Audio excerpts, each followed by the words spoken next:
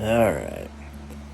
I'm sitting here on Oxy and some strain of green called Papa Smurf. And I'm injured. Let me show you real good. I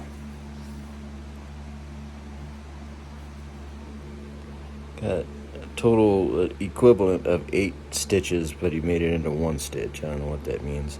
And I can kind of open my eye now, but it prefers to stay shut. It's hurt pretty bad. My right pectoral is just in extreme pain. Last night was from 10 p.m. to 1 p.m. just fitful, barely sleeping, barely dreaming. I'd hit REM sleep and just wake up. I was in a lot of pain. The pectoral was what did it.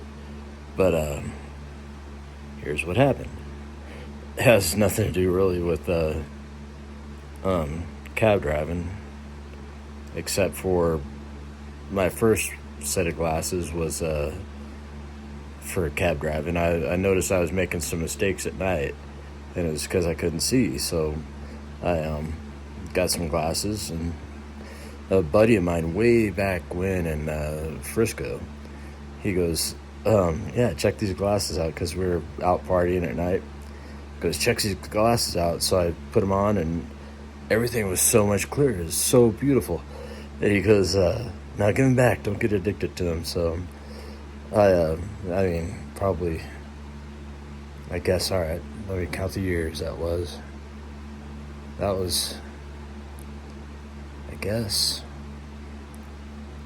15 years later, I got my first set of glasses for night driving. And yeah, everybody should just check and see, because it makes the world so much better.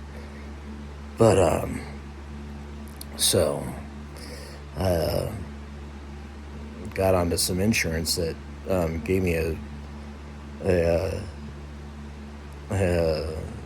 allowance of $300 to get glasses. So I got some, and I'll tell you, yeah, it's just been amazing.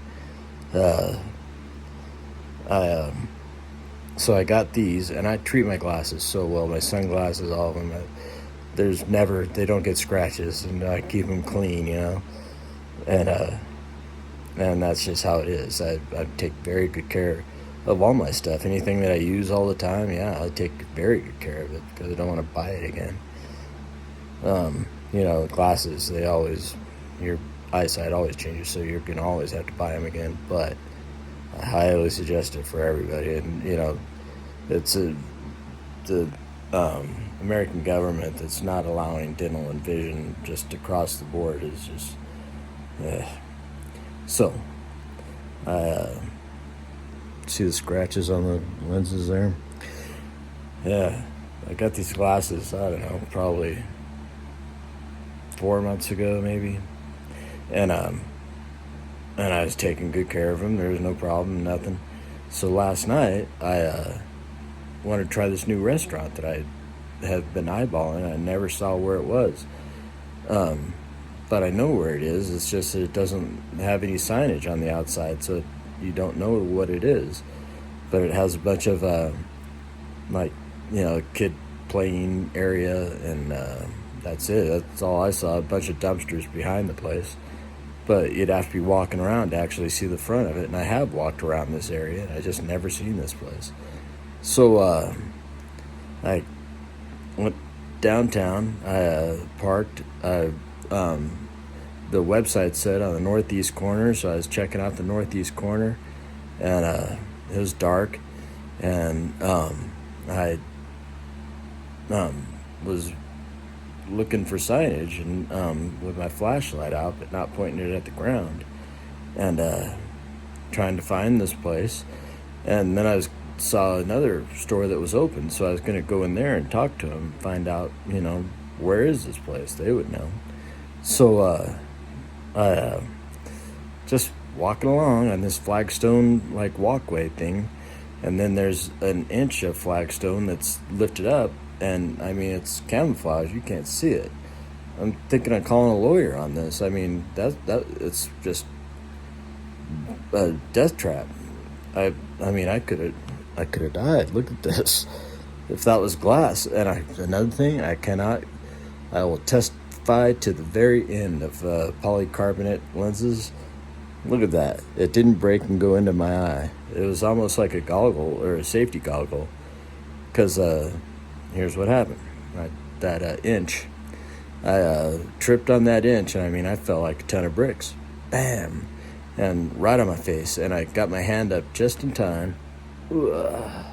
Still hurts to move like that, but yeah, I got my hand up just in time to protect myself a little bit. But yeah, that there's a drainage grate that was, right around 6 feet away from the tripping point, and my face landed right on that grate, and that's what sliced me open right there. The 8 stitches or 1 stitch, whatever, and bleeding like a sieve. I had blood going into my ears. They did a CAT scan on me, and while I was in the CAT scan, I couldn't move, and my eye sockets filled up with blood. I had my eyes closed, but yeah, it just filled up with blood, and I just had to sit there, and it was, I mean, I did it, but still, it's disgusting. So this great that. Oh, all right. So, I mean, I'm dazed. My watch even went off. I have an Apple Watch. And it went off saying, you just fell. And it just kept saying it. It's annoying as hell. It's like, yeah, I know I fell, But, I was still kind of impressed that my watch would recognize that and do that. But I just sat there, and it was cold. It was getting down to the low 40s. And I was in shorts and socks and shoes, and I had a kind of a sweatshirt on the outside of a kind of a really thick thermal type. I'm not wearing it. A thermal type of long john. It's or sweater. It's kind of a sweater thickness long john. Really nice for an undershirt, and a t-shirt on top of that. But, for just going from a hot car to a restaurant, that's, more than enough. So I'm sitting on the ground, and nobody came out for a long time, and I was thinking, should I call? I didn't know how bad I was hurt. I took off my bandana and was holding pressure because I knew I was bleeding, but I didn't know how bad it was. And then finally this girl came out, shop girl from the shop that I was going to go into, came out and says, are you okay? And I was like, nah. And she came around front, and I said, how bad am I bleeding? And I lifted up the bandana, and she just looked at it and said, I'm going to go get those cops over there. and went and got the cops. Cops came over, their flashlights, and it was like I was in a disco or something. But I'm just sitting there, and I thought about getting up. There was no way I was getting up. I saw stars. I mean, when it happened, I didn't lose consciousness, but I saw stars. And I knew I was hurt. I knew I could get up, though. None of that part, my legs or nothing. I didn't feel any pain down there. But, so it took a while for her to get out there and the cops to get over there, and then it took another while for the ambulance to get there.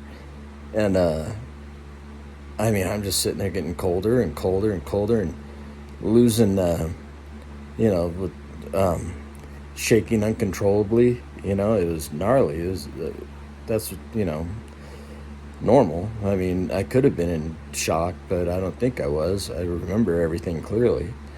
But I might have been, who knows? Or they asked me if I have anxiety or if I've ever had anxiety, and I guess I wouldn't know what it is. You have to describe it to me, I mean, but, there's times I flipped out on different things, sure.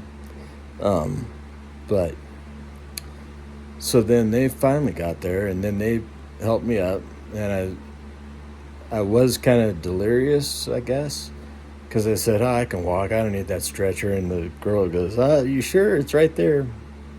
So I got on. Then they took me to the hospital.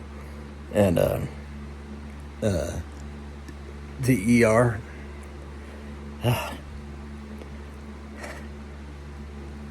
Every time I burp or cough or anything, it hurts. So, but I'm on Oxy right now, so it's kicking in. And oh boy, I hate this drug. Absolutely hate it. But when the pain is more than I can take, yes, I like it. But most of the time, I just turn it down. It goes bad. They give it to me and I don't take it.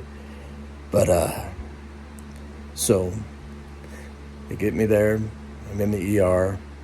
And then they did a EKG on me and said that my brain and my heart were all firing off, right synapses. And they said they took some x-rays and they were worried about a couple things, but it wasn't, mostly what I have is soft tissue damage. And I'm not sure exactly how it's my pec right there that, it's enough to keep me awake, and that's what it was last night, is that pec. And I don't know, because I was leaning on my one elbow that whole time and holding the bandana against my the wound, because that's what you're supposed to do, apply pressure. So I was sitting on my elbow, and I think that might have been what did my pec, but I'm not certain. It could have been the fall, it could have been anything at that point. But it is gnarly, and even right now when I take that deep breath,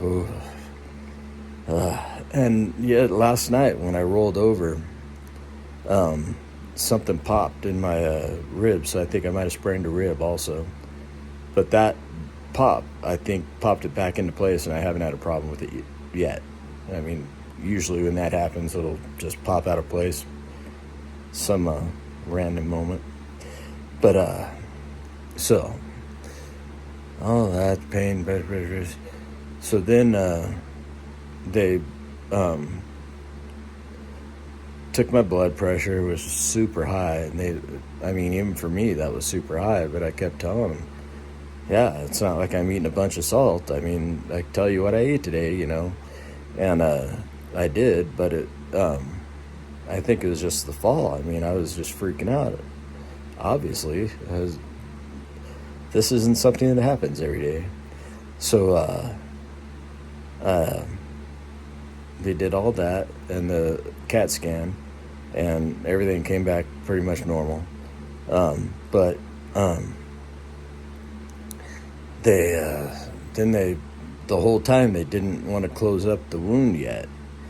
And then finally they came in and washed it out, and he said it wasn't really that dirty anyways, but it was a drainage grate that I fell into. That's what hit my eye and hand. So they gave me a tetanus shot also. Then I had to get a ride home. What else happened? There's got to be more to this story. I got a ride home from a guy that he had my name in his phone. That was kind of strange. He goes, he said, "You're Brian Mishmash," and then he showed me. And I don't remember this guy. I don't know why I called him or why he has my name. I had none of that. It's really bizarre. But he was a personal car service, because there's no cabs up here. But whatever. Thank you for that one. And then it was all tip. I didn't give him anything. I didn't pay him for his services at all. It's just gratitude. So, what else happened?